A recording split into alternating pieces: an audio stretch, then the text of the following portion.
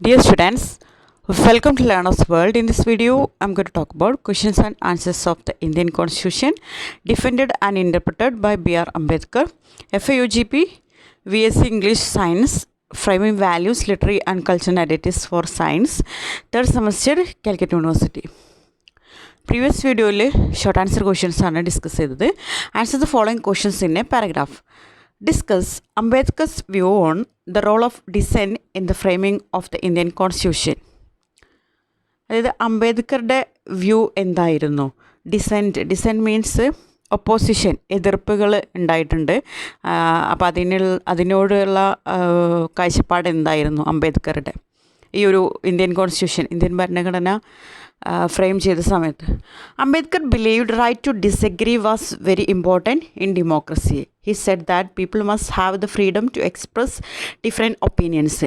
അദ്ദേഹം വളരെ പോസിറ്റീവായിട്ടാണ് ഈ ഒരു ഡിസഗ്രിമെൻ്റൊക്കെ അദ്ദേഹം എടുത്തത്. ഡിസഗ്രിമെൻ്റ് എന്ന് പറയുന്നത് ഒരു ഡെമോക്രസിനെ സംബന്ധിച്ചിടത്തോളം വളരെ പ്രധാനപ്പെട്ട ഒരു കാര്യമാണെന്നാണ് അദ്ദേഹം പറയുന്നത്. അതേപോലെ ഡിഫറെൻ്റ് ആയിട്ടുള്ള പലതരത്തിലുള്ള അഭിപ്രായങ്ങൾ പ്രകടിപ്പിക്കാൻ ആളുകൾക്ക് കഴിയണം എന്ന് അദ്ദേഹം പറയുന്നുണ്ട്. അതിനുള്ള ഫ്രീഡം അവർക്ക് ഉണ്ടാവണം എന്ന് പറയുന്നുണ്ട്. In making the constitution many ideas were discussed and the final form was made by accepting good suggestions. അതായത് ഈ ഇന്ത്യൻ കോൺസ്റ്റിറ്റ്യൂഷൻ ഫ്രെയിം ചെയ്ത സമയത്ത് ഒരുപാട് ഐഡിയാസ് ഡിസ്കസ് ചെയ്തിരുന്നു. അതിൽ നിന്ന് ഏറ്റവും ബെസ്റ്റ് എന്ന് തോന്നിയ ഐഡിയ എടുത്തുകൊണ്ടാണ് ഇതിൻ്റെ ഫൈനൽ ഫോമിൽ എത്തിയിട്ടുള്ളത്. This shows how important dissent was to create a strong and fair constitution. അപ്പോൾ ഇതിൽ നമുക്ക് മനസ്സിലാക്കാൻ കഴിയും ഡിസഗ്രിമെൻറ്റ്, എതിർ അഭിപ്രായങ്ങൾ അല്ലെങ്കിൽ ഒപ്പോസിഷൻസ് എത്രത്തോളം ഇമ്പോർട്ടൻ്റ് ആണ് എന്ന് നമുക്ക് മനസ്സിലാക്കാൻ കഴിയും. അതായത് ഒരു ഫെയർ ആയിട്ടുള്ള, ഒരു ന്യായമായിട്ടുള്ള, സ്ട്രോങ് ആയിട്ടുള്ള ഒരു കോൺസ്റ്റിറ്റ്യൂഷൻ, ഭരണഘടന നിർമ്മിക്കാൻ ഇങ്ങനെയുള്ള ഡിസഗ്രിമെൻറ്റ്സ്, ഡിഫറെൻറ്റ് ഒപ്പീനിയൻസ് എത്രത്തോളം ഇമ്പോർട്ടൻ്റ് ആണെന്ന് നമുക്ക് മനസ്സിലാക്കാം. Explain the dangers of hero worship in a political democracy as outline by Ambedkar. ഇത് അംബേദ്കർ ഇതിൽ ഹീറോ വർഷിപ്പ് ഒരു ഡേഞ്ചറാണെന്ന് പറയുന്നുണ്ട്. അതിനെക്കുറിച്ചിട്ട് എക്സ്പ്ലെയിൻ ചെയ്യാനാണ് പറഞ്ഞിട്ടുള്ളത്. ഹീറോ വർഷിപ്പ് മീൻസ് അതായത് ഇന്ത്യയിൽ ജനങ്ങൾ തന്നെയാണ് അവരുടെ ലീഡേഴ്സിനെ സെലക്ട് ചെയ്യുന്നത്, പൊളിറ്റിക്കൽ ലീഡേഴ്സിനെ. ചില ആളുകൾ അവരെ ഒരു ഗോഡിനെ പോലെ ആരാധിക്കും, അവരെ വേർഷിപ്പ് ചെയ്യും. അത് വളരെയധികം ഡേഞ്ചറസ് ആണെന്നാണ് അംബേദ്കർ പറയുന്നത്. Ambedkar went against hero worship in politics. He said that blindly following one leader is dangerous in a democracy. ഡെമോക്രസിയിൽ ഒരു ലീഡർ തന്നെ ബ്ലൈൻഡ്ലി ഫോളോ ചെയ്യുന്നത് വളരെ ഡേഞ്ചറസ് ആയിട്ടുള്ള കാര്യമാണ്. If people follow leaders without questioning them it can lead to dictatorship. അതായത് ആളുകൾ ഒരു ലീഡറെ ബ്ലൈൻഡ്ലി ഫോളോ ചെയ്യുകയാണ്, അയാളെ ക്വസ്റ്റ്യൻ ചെയ്യാതെ ബ്ലൈൻഡ്ലി ഫോളോ ചെയ്യുന്ന സമയത്ത് അത് ഡിക്റ്റേറ്റർഷിപ്പിലേക്ക് നയിക്കും, ഒരു ഏകാധിപത്യത്തിലേക്ക് നയിക്കും. അതായത് ഒരു ലീഡറിനെ റൂൾ ചെയ്യുന്ന ഒരവസ്ഥയിലേക്ക് നയിക്കും. In a democracy citizens should always think critically and not to treat any leader as above the law. നിയമത്തിന് മുകളിലായിട്ടൊരു ലീഡറും ഇല്ല. അതുപോലെ ജനങ്ങൾ കുറച്ചും കൂടെ ക്രിട്ടിക്കലായിട്ട് ചിന്തിക്കണം എന്നാണ് പറയുന്നത്. ഒരു ലീഡറിനെയും ഒരു ഹീറോ വർഷിപ്പ് ചെയ്യരുത് എന്നാണ് പറയുന്നത്. What is the significance of the transition from political democracy to social democracy in Ambedkar vision? അംബേദ്കറുടെ കാഴ്ചപ്പാടിൽ ഈ ഒരു പൊളിറ്റിക്കൽ ഡെമോക്രസിയിൽ നിന്ന് സോഷ്യൽ ഡെമോക്രസിയിലേക്ക് ട്രാൻസിഷൻ നടത്തിയ സമയത്ത് അതിൻ്റെ ആ ഒരു സിഗ്നിഫിക്കൻസ്, പ്രസക്തി എത്രത്തോളം ഉണ്ട്? Ambedkar believe that just having political rights like voting is not enough. Real democracy means everyone must be equal in society too. Social democracy means having justice, equality and fraternity in daily life. Ambedkar said that only when people are treated equally in a society democracy becomes meaningful. അതായത് political democracy എന്ന് പറയുന്നത് equal voting rights ആണ്. അത് മാത്രം പോരാ, അതായത് ജനങ്ങൾക്ക് vote ചെയ്യാനുള്ള അവകാശം മാത്രം പോരാ, ഈക്വൽ വോട്ടിംഗ് റൈറ്റ്സ് ഉള്ളിടത്ത് തന്നെ ഒരു ഫെയർ ആയിട്ടുള്ള രീതിയിൽ അവർക്ക് ഈക്വാലിറ്റി കിട്ടുന്നില്ല, ഒരു ഫെയർ ആയിട്ടുള്ള ഒരു തുല്യത അവിടെ കിട്ടുന്നില്ല എന്നാണ് പറയുന്നത്. അതുകൊണ്ട് തന്നെ ഒരു സോഷ്യൽ ഡെമോക്രസി വരേണ്ടതുണ്ട്. സോഷ്യൽ ഡെമോക്രസി എന്ന് പറഞ്ഞാൽ അവിടെ ജസ്റ്റിസ്, ഈക്വാലിറ്റി, ഫ്രറ്റേണിറ്റി ഡെയിലി ലൈഫിൽ ഉള്ളതാണ് സോഷ്യൽ ഡെമോക്രസി എന്ന് പറയുന്നത്. അതായത് ഈ ഒരു ഈക്വൽ വോട്ടിംഗ് റൈറ്റ്സ് ഉള്ള ആ ഒരു സൊസൈറ്റിയിൽ ഈ ആളുകളെ ഈക്വലായിട്ട് ട്രീറ്റ് ചെയ്യണം. അതാണ് അവിടെയാണ് ഒരു ഡെമോക്രസി മീനിങ്ഫുൾ ആകുന്നത്. Unlike contradiction, Ambedkar highlights between equality in politics and inequality in society. അതായത് ഈ ഒരു കോൺട്രാഡിക്ഷൻ മീൻസ് ഈ ഒരു ഒപ്പോസിഷൻ അംബേദ്കർ ഹൈലൈറ്റ് ചെയ്യുന്നുണ്ട്. അതായത് പൊളിറ്റിക്സിലുള്ള ഈക്വാലിറ്റിയും സൊസൈറ്റിയിൽ നടക്കുന്ന ഇൻഇക്വാലിറ്റിയും തമ്മിൽ, തുല്യതയില്ലായ്മയും പൊളിറ്റിക്സിലെ തുല്യതയും തമ്മിലുള്ള ആ ഒരു അനന്തരം, ആ ഒരു ഡിഫറൻസസ് അംബേദ്കർ, ആ ഒരു കോൺട്രാഡിക്ഷൻ അംബേദ്കർ ഇതിൽ ഹൈലൈറ്റ് ചെയ്യുന്നുണ്ട്. അതിനെക്കുറിച്ചിട്ട് അനലൈസ് ചെയ്യാനാണ് പറഞ്ഞിട്ടുള്ളത്. Ambedkar point out that while people are equal in politics such as having the right to vote, they are not equal in society. There is still caste discrimination, poverty and inequality. This is a contradiction. He said we must remove inequality in society to truly enjoy democracy. അദ്ദേഹം പറയുന്നുണ്ട് പൊളിറ്റിക്സിൽ അവിടെ ഒരു equality ഉണ്ട്, political ഡെമോക്രസിയിൽ equality ഉണ്ട്, right to vote എന്ന് പറഞ്ഞ ഈക്വാലിറ്റി. പക്ഷേ അത് സമൂഹത്തിലേക്ക് വരുമ്പോൾ ആ ഒരു വോട്ടവകാശമുള്ളവർ തന്നെ ഈക്വലി ട്രീറ്റ് ചെയ്യുന്നില്ല. അവിടെ എന്ത് നടക്കുന്നുണ്ട്? പോവർട്ടീൻ്റെ പേരിൽ, ജാതിയുടെ പേരിൽ ഒക്കെ ഡിസ്ക്രിമിനേഷൻ, വിവേചനം നടക്കുന്നുണ്ട്. അവിടെ ഒരു ഇനിക്വാലിറ്റി സൊസൈറ്റിയിൽ വരുന്ന സമയത്ത് ഒരു ഇനിക്വാലിറ്റിയാണ് കാണുന്നത്. ഇതാണ് ഇവിടെ നടക്കുന്ന ഒരു കോൺട്രാഡിക്ഷൻ, ഒരു ഒപ്പോസിഷൻ എന്ന് പറയുന്നത്. ഈ ഒരു സൊസൈറ്റിയിലെ ഇനിക്വാലിറ്റി കൂടി റിമൂവ് ചെയ്താലേ ഒരു ട്രൂ ഡെമോക്രസി നമുക്ക് എൻജോയ് ചെയ്യാൻ കഴിയുള്ളൂ. നെക്സ്റ്റ്, അവിടെ Ambedkar justify the rejection of civil disobedience and Satyagraha in A democratic state. എങ്ങനെയാണ് അംബേദ്കർ ജസ്റ്റിഫൈ ചെയ്തത്?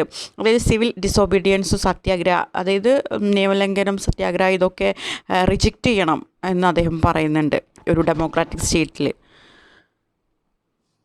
Ambedkar said that in a democracy, people should follow the law and solve problems peacefully through rules. He believed civil disobedience and satyagraha were good in British times, but in a free country with a constitution, using them could harm the nation. He believed in using legal and democratic methods to bring change. അദ്ദേഹം പറയുന്നുണ്ട് civil disobedience, സത്യാഗ്രഹ, ഇതൊക്കെ revolution, വിപ്ലവത്തിന് വേണ്ടിയിട്ടുള്ളതാണ്. അത് protest, പ്രതിഷേധങ്ങൾക്കൊക്കെ വേണ്ടിയിട്ട് നടത്തിയിട്ടുള്ളതാണ് ഇതൊക്കെ. പക്ഷേ ഇതൊന്നും ഒരു ഡെമോക്രാറ്റിക് കൺട്രിയിൽ ഇതൊന്നിൻ്റെ ആവശ്യമില്ല. അതായത് ഒരു ബ്രിട്ടീഷ് ടൈമിലൊക്കെയാണ് ഇത് ആവശ്യകതയായിട്ട് വന്നിട്ടുള്ളത്. പക്ഷേ ഇന്നത് ആവശ്യമില്ല എന്ന് പറയുന്നുണ്ട്. ഇതൊക്കെ നമ്മുടെ രാജ്യത്തെ നശിപ്പിക്കാനാണ് ശ്രമിക്കുന്നത്. നമുക്ക് പ്രോബ്ലംസ് സോൾവ് ചെയ്യുന്നത് നിയമത്തിൻ്റെ വഴി ഡിസ്കസ് ചെയ്തുകൊണ്ട് പ്രോബ്ലംസ് സോൾവ് ചെയ്യാം എന്നാണ് പറയുന്നത്. So in what ways does Ambedkar's speech reflect its lifelong commitment to justice, liberty, equality and fraternity? ഏത് രീതിയിലാണ് അംബേദ്കറുടെ സ്പീച്ച് റിഫ്ലക്റ്റ് ചെയ്യുന്നത്? അതായത് ജസ്റ്റിസ്, ലിബർട്ടി, ഇക്വാലിറ്റി, ഫ്രറ്റേണിറ്റി, ഇതിനോടുള്ള ഒരു life long commitment. Ambedkar's speech focused on building a fair society. He spoke about justice for all, freedom to speak and live, equality among people and a feeling of brotherhood. These ideas were central to his life and he wanted the constitution to ensure these values for every Indian. അതായത് അംബേദ്കറുടെ speech mainly focus ചെയ്യുന്നത് ഒരു fair society build ചെയ്യുക. അതായത് അവിടെ ഒരു ഡിസ്ക്രിമിനേഷനും ഇല്ലാത്ത ഒരു ന്യായമായിട്ടുള്ള രീതിയിലുള്ള ഒരു നീതി പാലിക്കുന്ന ഒരു സമൂഹം ബിൽഡ് ചെയ്യുക എന്നുള്ളതാണ്. അദ്ദേഹം എല്ലാവർക്കും ജസ്റ്റിസ്, നീതി കിട്ടണം എന്ന് അദ്ദേഹം പറയുന്നുണ്ട്. അതുപോലെ എല്ലാവർക്കും സംസാരിക്കാനുള്ള ഫ്രീഡം, തൻ്റെ അഭിപ്രായങ്ങൾ പ്രകടിപ്പിക്കാനുള്ള ഫ്രീഡം, ആളുകൾക്കിടയിലുള്ള ഈക്വാലിറ്റി, ബ്രദർഹുഡ്, സഹോദര്യം, ഫ്രറ്റേണിറ്റി, ഇതൊക്കെ അദ്ദേഹം ഇതിനെക്കുറിച്ച് സംസാരിക്കുന്നുണ്ട്. അതുപോലെ നമ്മളെ ലൈഫിൽ, ഡേ ടു ഡേ ലൈഫിൽ തന്നെ ഇതൊരു സെൻട്രൽ ആയിട്ടുള്ള ഒരു എസെൻഷ്യൽ പാർട്ടാണെന്ന് പറയുന്നുണ്ട്. അതുപോലെ കോൺസ്റ്റിറ്റ്യൂഷൻ ഈ ഒരു ജീവിതത്തിൽ എസെൻഷ്യൽ ആയിട്ടുള്ള ഈ ഒരു കാര്യം ഉറപ്പ് വരുത്തണം. എന്നാൽ തന്നെ ഒരു വാല്യൂ ആയിട്ടുള്ള ഒരു നല്ലൊരു ഇന്ത്യൻ സിറ്റിസനെ നമുക്ക് വാർത്തെടുക്കാൻ കഴിയുള്ളൂ. How does Ambedkar counter the accusation that the draft constitution is a slavish imitation of other constitution? എങ്ങനെയാണ് അംബേദ്കർ കൗണ്ടർ ചെയ്തത്? അതായത് ഈ ഒരു അക്യൂസേഷൻ മീൻസ് ഈ ഒരു ആരോപണം വന്ന സമയത്ത്, അതായത് ഈ ഒരു ഇന്ത്യൻ കോൺസ്റ്റിറ്റ്യൂഷൻ ഡ്രാഫ്റ്റ് ചെയ്തത് ഒരു ഇമിറ്റേഷനാണ്, മറ്റുള്ള കോൺസ്റ്റിറ്റ്യൂഷനിൽ നിന്ന് മറ്റുള്ള ഭരണഘടനയിൽ നിന്ന് അനുകരണം നേടിയതാണെന്നുള്ള ഈ ഒരു അക്യൂസേഷൻ എങ്ങനെയാണ് അദ്ദേഹം കൗണ്ടർ ചെയ്തത്? Ambedkar said that while the constitution took ideas from many countries, it was not copied blindly. He explained that the Indian constitution was made to fit India's needs. It was carefully written with the best features from other countries, but also included India's problems and goals.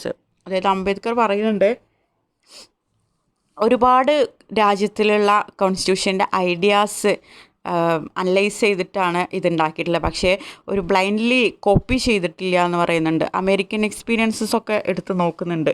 അതായത് അമേരിക്കയിൽ ജാതി problem ഇല്ല, പക്ഷേ ഇന്ത്യയിലുണ്ട് എന്നൊക്കെ പറയുന്നുണ്ട്. പക്ഷേ നമ്മുടെ ഇന്ത്യൻ കോൺസ്റ്റിറ്റ്യൂഷൻ ബിൽഡപ്പ് ചെയ്ത സമയത്ത്, ഫ്രെയിം ചെയ്ത സമയത്ത് ഇന്ത്യയുടെ ആവശ്യങ്ങൾ എന്തൊക്കെയാണോ അതിനനുസരിച്ചുള്ള ആവശ്യങ്ങൾ ഉന്നയിച്ചുകൊണ്ടാണ് ഈ ഒരു കോൺസ്റ്റിറ്റ്യൂഷൻ ഫ്രെയിം ചെയ്തിരിക്കുന്നത്. അതുപോലെ മറ്റുള്ള കൺട്രീസിലുള്ള ഫീച്ചേഴ്സ് നല്ലത് എന്താണോ അതൊക്കെ ഇൻക്ലൂഡ് ചെയ്തിട്ടാണ് ഈ ഒരു കോൺസ്റ്റിറ്റ്യൂഷൻ ഉണ്ടാക്കിയിട്ടുള്ളത്, അല്ലാതെ അത് ബ്ലൈൻഡ്ലി കോപ്പി ചെയ്തിട്ടില്ല എന്ന് പറയുന്നുണ്ട്. Analyse Ambedkar's reflections on the contribution of individuals and institutions in the making of the constitution. ഈ ഒരു ഇന്ത്യൻ കോൺസ്റ്റിറ്റ്യൂഷൻ ഫ്രെയിം ചെയ്ത സമയത്ത് ഒരുപാട് കോൺട്രിബ്യൂഷൻസ്, അതായത് ഒരുപാട് മെമ്പേഴ്സിൻ്റെ അടുത്തു നിന്നായാലും ഇൻസ്റ്റിറ്റ്യൂഷൻ്റെ അടുത്തു നിന്നൊക്കെ ഉണ്ടായിരുന്നു. അതൊക്കെ എങ്ങനെയാണ് അംബേദ്കർ ഇതിൽ റിഫ്ലക്റ്റ് ചെയ്യുന്നത്? ഇൻഡിവിജ്വൽസിൻ്റെ, ഇൻസ്റ്റിറ്റ്യൂഷൻസിൻ്റെ ഒക്കെ കോൺട്രിബ്യൂഷൻസ്, അതിനെക്കുറിച്ചിട്ട് അനലൈസ് ചെയ്യാനാണ് പറഞ്ഞിട്ടുള്ളത്. Ambedkar priced the work of many people and institutions in making the constitution. He thanked the members of drafting committee, especially the chairman and the legal experts. He also appreciated the help from the president of the assembly and the staff. He believed it was a team effort. അദ്ദേഹം അവരൊക്കെ ഇൻഡിവിജ്വൽസിനൊക്കെ price ചെയ്യുന്നുണ്ട്, ഇൻസ്റ്റിറ്റ്യൂഷന് price ചെയ്യുന്നുണ്ട്. ഈ ഒരു constitution draft ചെയ്യുന്ന സമയത്ത് ഒരുപാട് help ചെയ്തതിൽ. അദ്ദേഹം ഡ്രാഫ്റ്റിംഗ് കമ്മിറ്റി ആയിട്ടുള്ള എസ്പെഷ്യലി ചെയർമാനൊക്കെ താങ്ക്സ് ഒക്കെ പറയുന്നുണ്ട്, ലീഗൽ എക്സ്പേർട്സിനൊക്കെ. അതുപോലെ പ്രസിഡൻറ്റിനെ അപ്രീഷിയേറ്റ് ചെയ്യുന്നുണ്ട്.